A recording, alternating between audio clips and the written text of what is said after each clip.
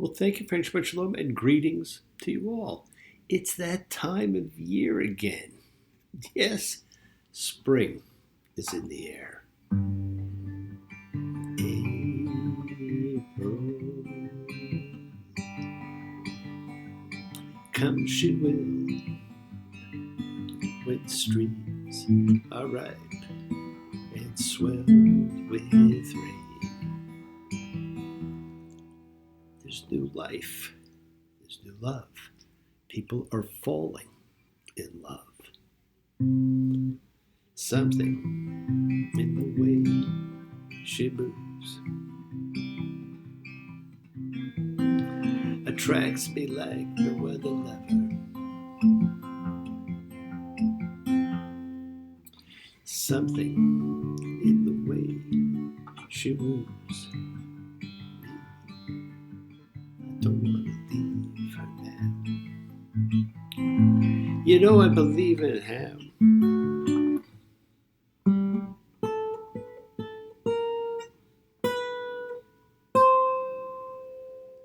it is that time of the year. It's time for Passover and Easter. The twin festivals of freedom, the one promising freedom from sin, while the other can give you freedom from fear. These are celebrations for everyone. It doesn't matter if you're Jewish, Christian, Muslim, Buddhist, feline, or canine. It was not and is not a religious holiday. It is a chosen opportunity to celebrate freedom, freedom from constraint and fear, and who does not need that? We know this is a holiday built around a journey from bondage and slavery to freedom and redemption, but it's more than history. It is a tangible, palpable connection to a timeless heritage.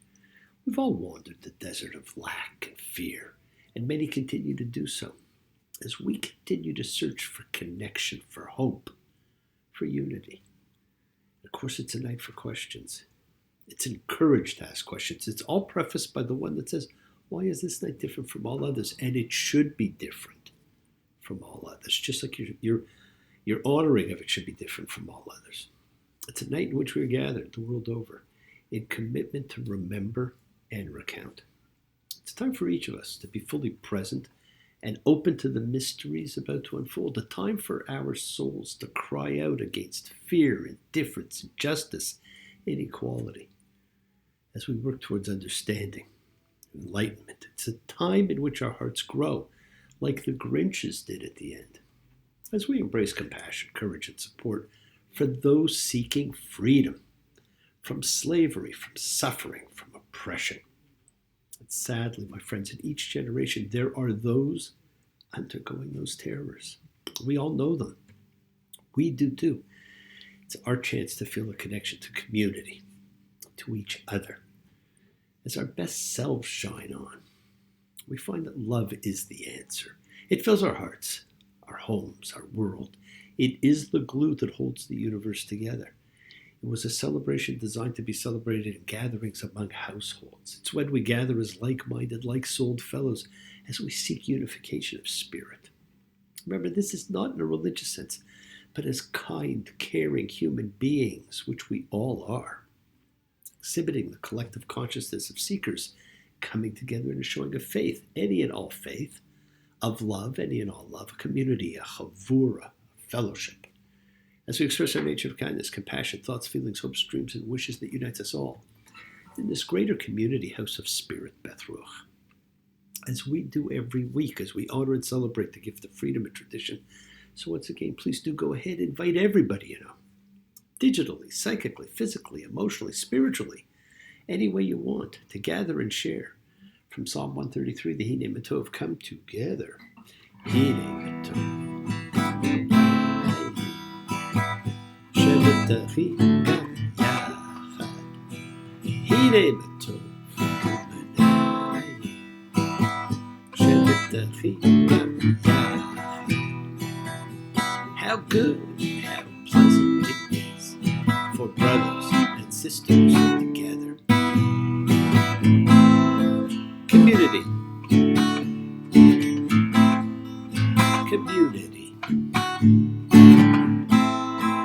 Community. Together.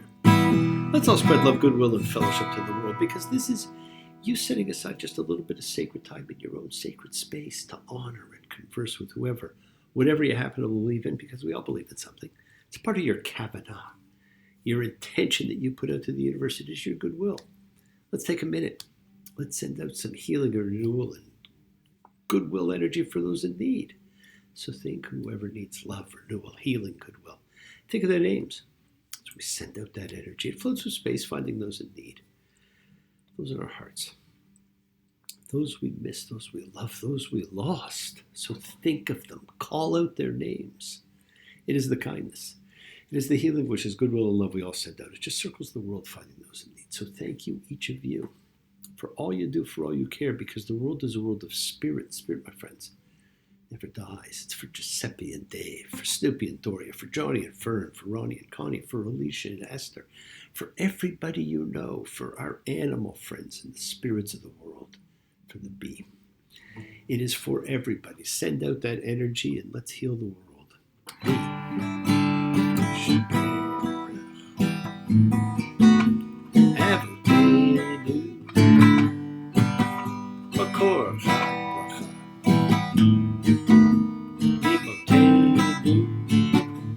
May the source of strength bless the ones before us, helps find the courage, make our lives a blessing, the renewal body, the renewal of spirit. Let us say Amen. And that's what it's all about, my friends. It's about renewal. Mishaberach, let us all have our spirits renewed, because this is the great prayer for healing, which we call upon God to heal as he has healed before. Mishaberach, may he who blessed, because all healing is a blessing. So let's all send and receive healing and renewal energy in our efforts to love, to share, to care, to grow. This week we're about to undertake a very exotic dance in history, which opens us to the ritual relating to what was the most important holy time in the Bible, the Festival of Unleavened Bread. With it the purpose, the story of freedom. But we are told in the Talmud to tell your story, not their story. So this may very well be the third most significant Seder in history. The first was the original one, just under 3,500 years ago. The second was probably the Last Supper. And this, the third, is one where you can take the meaning of the original and make it part of your life and free yourself and others from the desert of lack and fear. Now, households the world over read from a book this week, the Haggadah.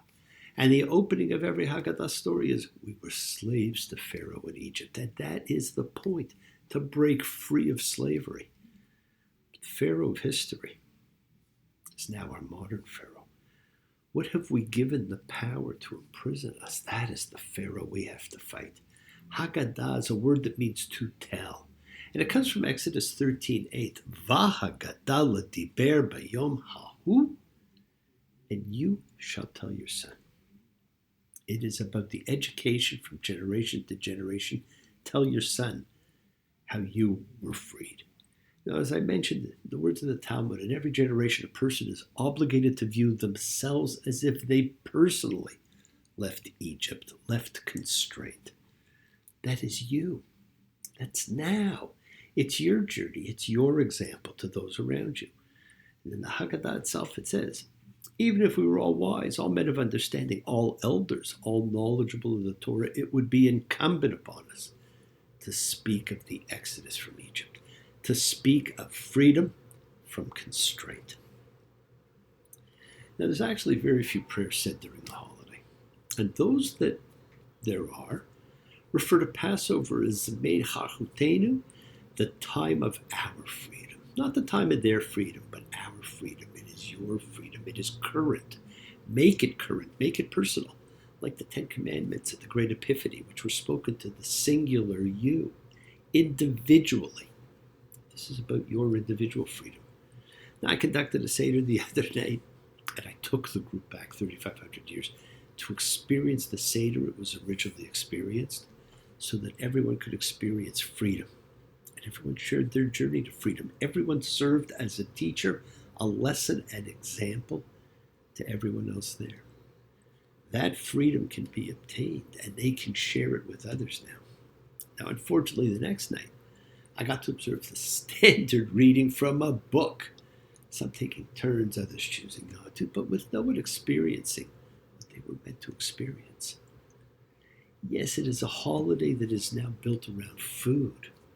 But originally there were only 3 foods called for in the Torah. And the meal is to be eaten in haste, not over 6 hours. And not with a book read. It's to be a celebration of freedom. It's the holiest day in the Bible, accompanied by no liturgy, no prayers, no synagogue service. It is friends, family, food, fun, songs, and storytelling. And that's what it should be. It is a time for the engagement of your senses, all your senses. As we eat, we drink, we tell tales, and we should be merry.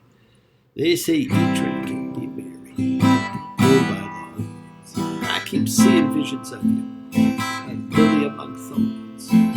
Everything looks a little far away to me. Getting harder and harder to recognize the trap. Too much information about nothing, too much educated.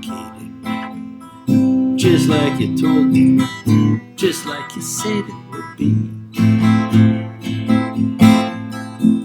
Oh, someone's got a hold of my heart. Someone's got a hold of my heart. Someone's got a hold of my heart. And we do, friends. We hold each other's hearts. In our hearts, in our minds, in our souls. Use this week to tell the story. Your story. Eat the food, drink the wine or juice for taste and nourishment. Grab some spring flowers. Engage your olfactory sense. Wash your hands. Give your aura a quick spritz. The metaphoric separation of secular from sacred. Feel the touch of water as it cleanses you. Feel the touch of your loved ones as you share a momentous event. Make it about the senses of life. The story of Passover is inexorably connected to the biblical account of the Israelites' exodus from Egypt, which happens to be one of the most popular narratives from the ancient world. But if you had to summarize what it did, what it stood for, it was an event which provided the ritual of protection from death, the overcoming of bitterness, anger, and sadness in life, and joining the ranks of the holy. What more can you really ask for? That's a hell of a 3-pack. On top of that, you also get to face and understand your fears. And that has a more personal meaning for many because it can apply to anyone, anytime. Because those are things we all can feel and do feel. Now, it's a time for storytelling and questions, and you may not get answers, but all questions are welcome. And of course, many of you are familiar with the famous 4 questions of Passover. Usually it's assigned to the youngest participant. The Manishtana, why is this night different? Manishtana. What is so different? On this night,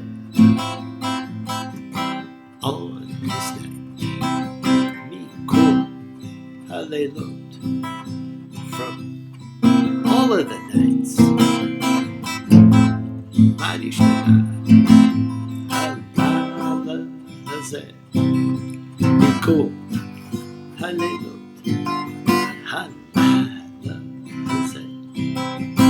Now the Seder you all perform is not original, but it's a very late, in fact it's post-Second Temple version, which was a radical altering of the original. Go back, my friends. Over the last couple of weeks, some amazing things have transpired that you've been able to watch, things that have no earthly explanation. Now, unfortunately, those things have all been relegated to a very small part of the traditional service. The original participants, like you tonight, have just lived through 9 unbelievable plagues, and for the last few years, you've lived through another. But back then, these happened quickly and in rapid succession. They were cosmic in scope. And on this night of questions, we have to ask ourselves whether these plagues may still be plaguing our lives. The evils loosed in Pandora's box, the calling card of God, as he made himself known to the world. Take a little time, reflect on these events, the plagues of Egypt, Makot Mitzrayim. They shouldn't just be mentioned with a drop of wine or the thought of a drop of wine, but with thought and meaning, and the warnings that they still share. Blood, the life force of man, the one true forbidden food, his ki, his soul, his nefesh, his ruach. The life force flows through the blood. We're warned against its consumption. Now we have to ask, has my lifeblood been cut off? Has my energetic love of life and experience been curtailed? Just as importantly, have I cut off in others? Frogs. We all know when you touch a frog, you get a wart. What are the warts in my life? Am I the wart in someone else's? Lice, vermin, they may not kill you, but they're bloodsuckers. Are there bloodsuckers in your life? Where are you being a bloodsucker in others? Beasts, swarming creatures mistaken as a plague of animals, but really about gnats and other swarming things that interfere with the life of survival. In fact, this is probably one of the most dangerous plagues of all. In several instances in the Torah, we are told of the danger of swarming creatures. In fact, there are two plagues that are the same. The swarm is the warning of a mob mentality. Are you part of a mob? Are you the target of a mob? People change when they get swept up by the mob. Pestilence, infectious disease, truly one of the four horsemen of the apocalypse, what many believe we've been going through. A true harbinger of death. And pestilence is a term that makes one cringe, kind of like leprosy. It has social implications, and if you have it, you're an outcast. Are you an outcast? Do you cast out others? Boils, another disease, but one that is visible. Visible differences incubates discrimination. You look at somebody with boils, you see they're different. You discriminate. Do you discriminate? Are you discriminated against? Hail, hard balls of ice and snow doesn't sound so bad. It's water, the birth of life, but it destroyed all the crops, which meant there was no food. It's unpredictable, it brings devastation. But this was burning hail. This was different. This was fire and water, two opposites which fight each other, mixed. Has hail held you back? Where do you feel devastation in your life?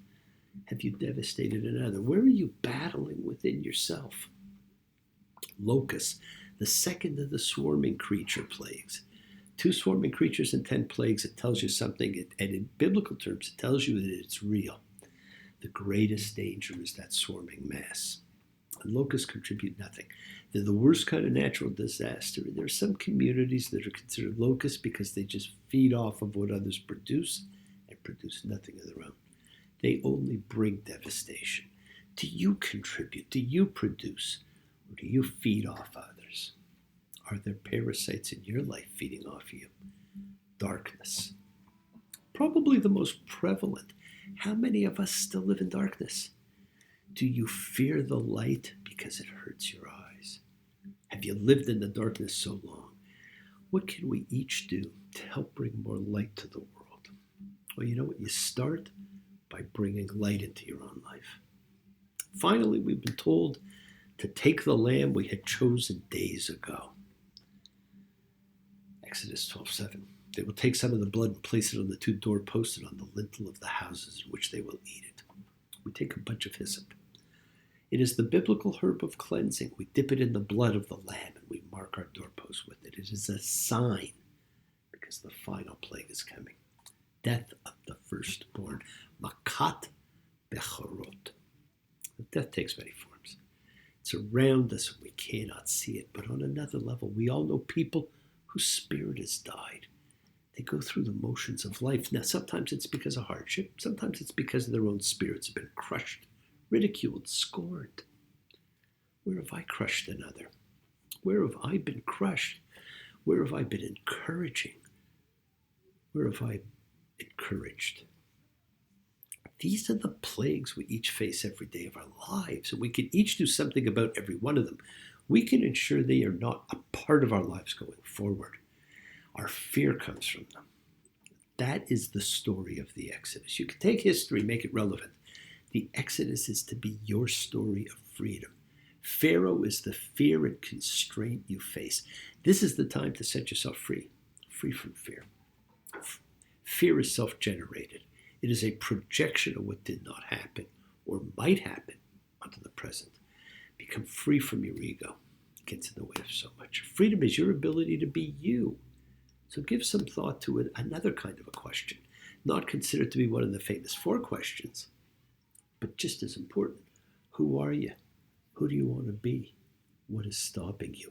Now you'll notice that those are very much the questions of Purim. Think about it. Not just now, but for always. Who are you? Now the instructions for this holiday are actually laid out very simply in Exodus 12:5, and from 12:18 to 26. We read them every year, but we bypass them. The Lord said to Moses and to Aaron in the land of Egypt, saying, "This month is the beginning of months for you. It's the first of the months of the year. Speak to all of the congregation of Israel, saying, on the 10th of this month, let them each take a lamb per house. And if the household would be too few for a lamb, then he and his neighbor who is close to his house will take it according to the count of persons, and it will be for you to watch over till the 14th day of the month. And all the community of the congregation of Israel will slaughter it between the 2 evenings. They will take hyssop, some of the blood, and place it on the 2 doorposts and on the lintel of the house in which they will eat it, and they will eat the meat in this night. They will eat it fire roasted with unleavened bread on bitter herbs. You shall eat it like this: your hips clothed, your shoes on your feet, your staff in your hand, and you shall eat it in haste. It is the Lord's Passover. And in Hebrew that was Pesach hu Adonai. And I shall pass through the land of Egypt in this night. I shall strike every firstborn in the land of Egypt, from human to animal. I shall make judgment on all the gods. I am the Lord, and the blood will be a sign for you on the houses in which you are. And I shall see the blood, and I shall halt at you. This day will become a commemoration for you. You shall celebrate it, a festival to the Lord. You shall celebrate it through your generations, an eternal law. 7 days you shall eat unleavened bread. You shall observe the unleavened bread, because this is the day I brought your masses from the land of Egypt. You shall observe this day through your generations, an eternal law. Now, it's a poor translation in it. Pesach does not mean Passover. It never has. But it's what we use. It sounds cool. But Pesach means to halt. God says he would halt. He would see the blood and halt at that door, and he would change directions and move on. Passover just sounds better. Get to imagine more a cloud of death floating around. But there you have the actual menu and instructions. It's really quite simple. It's 1 paragraph. It's lamb, bitter herbs, unleavened bread. That's it. There's no egg. There's no green vegetable. There's no salt water. You mark your doorpost with hyssop and blood. You eat quickly. Be ready to go. Now, I know not too many of you are going to slaughter a sheep and take its blood and some hyssop and mark your doorposts and lintels. But you can use a juicy lamb chop you have that holds the shank bone. Dip it in hyssop. Use it to run along your doorpost. And while people rarely do it, it is a wonderfully symbolic act to undertake, and we do love symbols. But the ancients had a plate with only 3 things on it. 3 only: lamb, bitter herbs, matzah. And your entire story is told right there. Lamb takes us back to the origins of our people. Physically, spiritually, sacrifice, sacredness of life, blood, the connection to Abraham, the near sacrifice of Isaac, the shofar that called the people, an animal with the perseverance to survive, to move ever onward. Bitter herbs, sadness, trouble, fear. The bitter aspects of the past allow us to remember and honor history. Whatever bitter situation you go through now, we are reminded you will get through. We cannot expect there never to be any bitter times again, but when they arise, we can overcome them, as we have and we will when they occur again. We know, we understand. They can be consumed. Bitterness does not have to be consuming. When we consume the bitter, it becomes sweet. And the third was Matzah, the festival we honor, the Exodus permanent reminder, hurry and leave, a refrain we're used to, for showing us the road to freedom from whatever constrained us then and now, and to keep the faith, to keep the story alive as we were told to, and we have for 3,500 years, and to remind us we were, are, and can strive to be holy people, each of us individually, as we eat the matzah, the egoless bread of the priest. We can look at these three things and tell the entire story of freedom. Just as we can look at the modern Seder plate and tell the entire story from that. We don't need a book. We don't need stories about people we don't connect to. Instead, use this week to tell your story, to be an example of freedom to those around you. We all have overcome fear. We all inspire those around us. The entire history is right there. Use your food. Look at the plate you know and ask those 4 questions. On all of the nights, we do not dip even once. On this night, why do we dip twice? And of course, the twice, in the modern days, we dip the karpis, the green vegetable, in salt water. And once we dip the bitter herbs in harosa to sweeten them. On all of the nights, we eat bread or matzah. On this night, why only matzah? On all of the nights, we eat herbs of any kind. On this night, why bitter herbs? And the 4th one, which is an added question, is on all of the nights we eat our meals in any manner. On this night, why do we sit around the table in a reclining position? Well, you know what? Outside of that 4th question, they all relate to the paragraph of instruction from Exodus, which we read. 4th question is a Roman times question. The reclining while eating goes against the order to be ready to leave. That's a Roman thing. And there are records which show that the original actually only had 3 questions. On all other nights, we do not dip herbs in any condiment. On this night, we dip them twice. On all other nights, we eat bread and matzah. On this night, only matzah. On all other nights, we eat all kinds of herbs. On this night, only bitter herbs. Those are the only 3 questions. And in fact, there's some records where the first question about dipping herbs was not asked, and in its place was a question about eating lamb. These 3 questions correspond even more to the instructions that were given. They correspond to those 3 foods that were told to be eaten at the Seder, the 3 which must be mentioned, the 3 we spoke of, the 3 which remind us of the definition of what the evening is actually about. The ritual of protection from death, Abraham's sacrifice of the ram in place of Isaac, the blood of the sacrifice on the doorposts and lintels, is the sacrifice we make as a family to commence the evening. The overcoming of bitterness, anger, and sadness in life with the bitter herbs. In eating the bitter, it becomes sweet. Joining the ranks of the holy. That's the matzah, the egoless bread that does not rise, the bread of the priest. Those are the 3 things that this evening is about. But if it's tough for you to try something new, stick to what you know. Because even from the existing plate that comes from, post-Second Temple times, we could tell the entire story. The 3-item plate's simpler, but we don't know it, so it gets confusing. But we know the modern one. So instead of 3 items, there's 6. It's double, but we know them. Zroa, the shank bone of the lamb.